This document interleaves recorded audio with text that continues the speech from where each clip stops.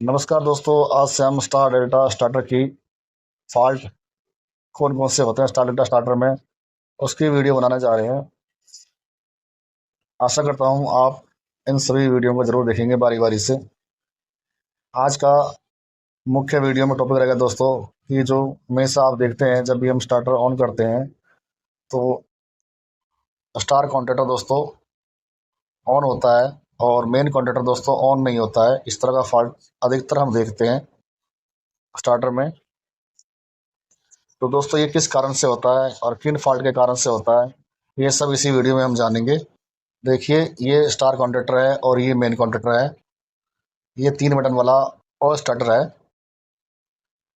जब हम हरे बटन को दबाते हैं तो ये स्टार कॉन्ट्रैक्टर तो ऑन हो जाता है, यानी इसके जो प्लंजर हैं ये आपस में चिपक जाते हैं। परंतु ये मेन कॉन्ट्रैक्टर दोस्तों ऑन नहीं होता है, इसका प्लंजर कुछ काम नहीं करता है। जब तक दोस्तों मेन कॉन्ट्रैक्टर ऑन नहीं होगा तब तक दोस्तों स्टार कॉन्ट्रैक्टर भी हमेशा ऑन नहीं रहेगा। मतलब जैसे आप ग्रीन पुश बटन से हाथ हटा देंगे तो ये स्टार कॉन्ट्रैक्टर भी बंद हो जाएगा, यानी होल्ड नहीं होगा, क्योंकि होल्ड करने का काम दोस्तों ये मेन कॉन्ट्रैक्टर करता है। तो इसलिए मेन कॉन्ट्रैक्टर का भी दोस्तों ऑन होना ज़रूरी है यदि स्टार कॉन्ट्रैक्टर को ऑन रखना है। तो ये फॉल्ट किस कारण से आता है इसी वीडियो में हम सीखेंगे दोस्तों। सबसे पहले इस फॉल्ट को जानने के लिए हमें जो ये मेन कॉन्ट्रैक्टर है दोस्तों, इसके अंदर जो लगा ऑपरेटिंग कॉइल होता है उसके सिरों पर दोस्तों 230 वोल्ट सप्लाई देकर या तो उसको सीरीज लैंप के थ्रू दें या डायरेक्ट दे दें, देकर टेस्ट करें। यदि इसका जो प्लंजर दोस्तों ऊपर नीचे इसका प्लंजर होता है तो इसका मतलब ऑपरेटिंग कॉइल स्टार्टर का ठीक है।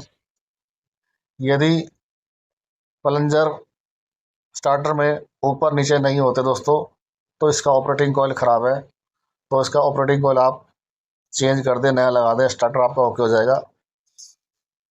ये तो रही दोस्तों ऑपरेटिंग कॉइल ख़राब होने के बाद। अब हम इसकी वायरिंग कहाँ से ख़राब होगी या कहाँ से इसके डिफेक्ट होगा इसकी वायरिंग में, जिस कारण से स्टार्टर में प्रॉब्लम आ रही है, मेन कॉन्ट्रैक्टर ऑन नहीं हो रहा जबकि इसकी ऑपरेटिंग कॉइल ठीक है। इसी फॉल्ट को जांचने के लिए हमें इसी मेन कॉन्ट्रैक्टर में देखना पड़ेगा। सबसे पहले इस मेन कॉन्ट्रैक्टर में दोस्तों एक OLTC लगा होता है। देखिए दोस्तों, ये OLTC है, इसी कॉन्ट्रैक्टर में लगा होता है OLTC। ओवरलोड ट्रिपिंग कॉन्टैक्ट है दोस्तों ये। इसके यहाँ से दोस्तों एक ऑपरेटिंग कॉइल की वायर की तार टर्मिनल लगा होता है यहाँ पे। ये देखिए इस कॉन्ट्रैक्टर में आप देख रहे हैं नीचे की तरफ, ये देखिए, ये देख रहे हैं आप कॉन्ट्रैक्टर में ये लगा होता है। ये OLTC जो मैंने अभी दिखाया वहीं पर ये वायर लगी होती है। इसी में दोस्तों ऑपरेटिंग कॉइल की तार यहाँ लगी होती है।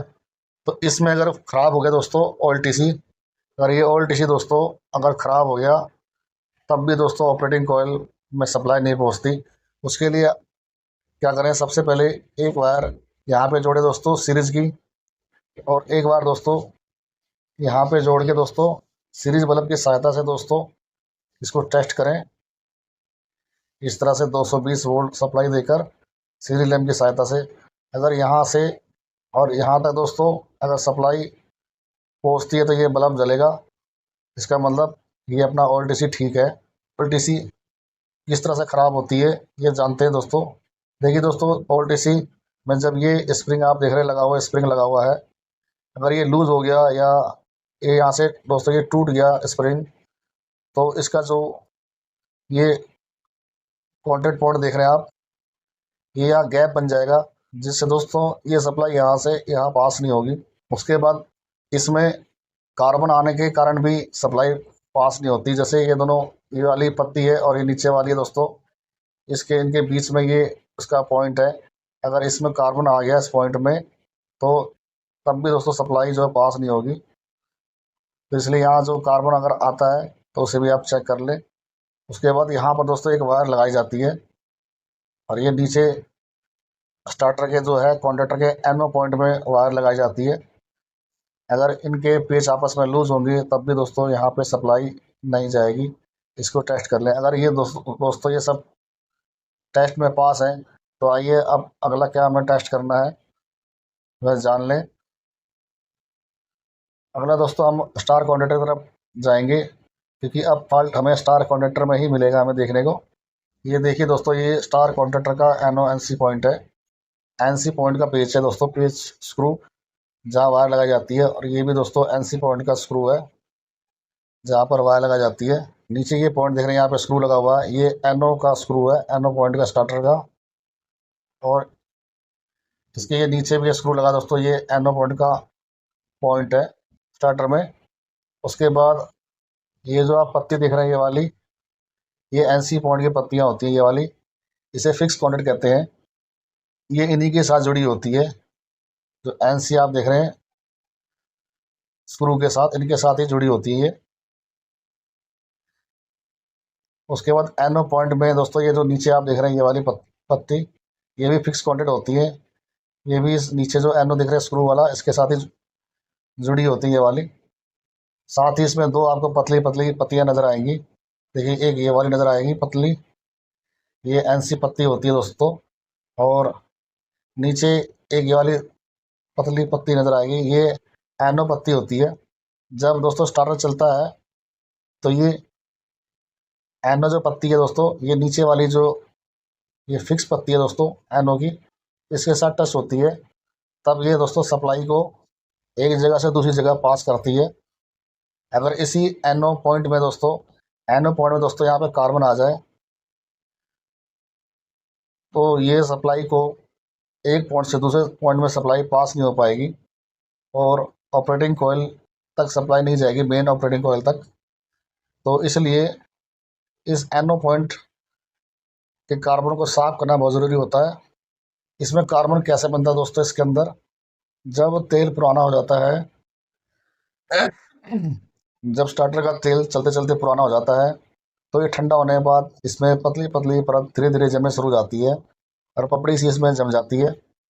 तो उस लेयर के कारण दोस्तों सप्लाई जो है एक पॉइंट से दूसरे पॉइंट में पास नहीं कर पाती है। पत्ती जो पतली देख रहे हैं इसे मूविंग एक्सोरी मूविंग लांच कहते हैं। तो इस पत्ती को आप किसी बारीक रेगमाल से पत्ती और नीचे वाले जो फिक्स कंटेंट है दोनों को आपस में अच्छी तरह रगड़ के साफ कर दें, जिससे करंट जो दोस्तों एक किनारे से दूसरे किनारे तक जा सकता है, यानी फ्लो करेगा। तब आपका जो है मेन कॉइल है वहाँ तक सप्लाई पहुँचेगी। तो इतना ही दोस्तों स्टार्टर में फॉल्ट होता है। इस फॉल्ट को आप समझ गए होंगे। यदि दोस्तों मेन कॉन्ट्रैक्टर में इस तरह का आपको फॉल्ट देखने मिले, यानी आपका मेन कॉन्ट्रैक्टर ना चले, स्टार कॉन्ट्रैक्टर चले, तो आप इस तरह से इसकी फॉल्ट आप ढूंढ सकते हैं और उसको सुधार कर सकते हैं। दोस्तों इस वीडियो की जानकारी अच्छी लगी तो ज़रूर इसे लाइक शेयर करें अपने दोस्तों तक। आने वाले दूसरे वीडियो में आपको मैं स्टार डेल्टा के और फॉल्ट धीरे धीरे बताऊंगा। दोस्तों वीडियो कैसी लगी, अच्छी लगी तो ज़रूर लाइक और अपने दोस्तों को शेयर करना। धन्यवाद दोस्तों।